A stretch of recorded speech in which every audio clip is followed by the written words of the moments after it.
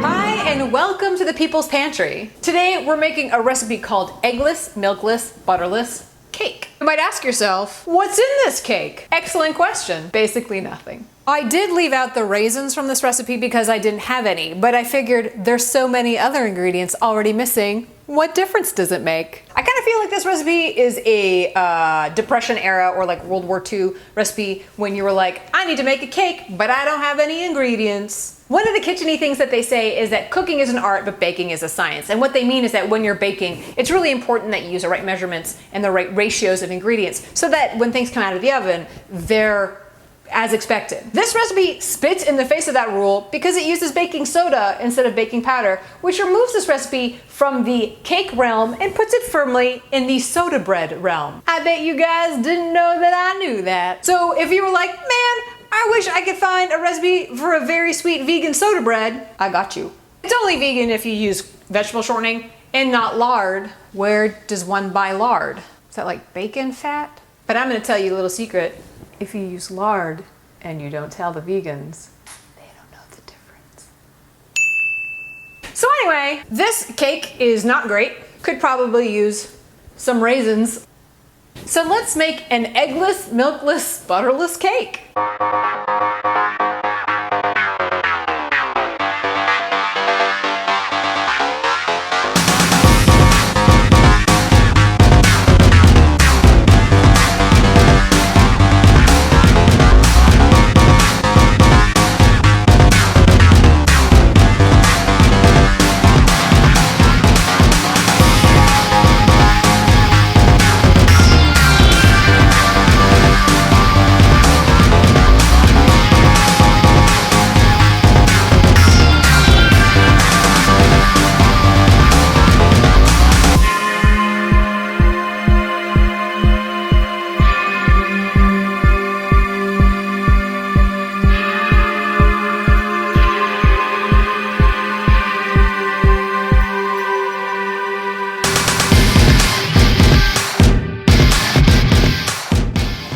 Always excited for a cake dish, anything that doesn't have lettuce or jello. I mean, it looks like cake. It's hard to up cake. Looks okay.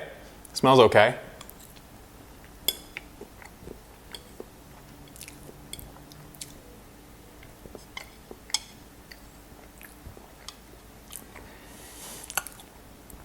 It's not very good.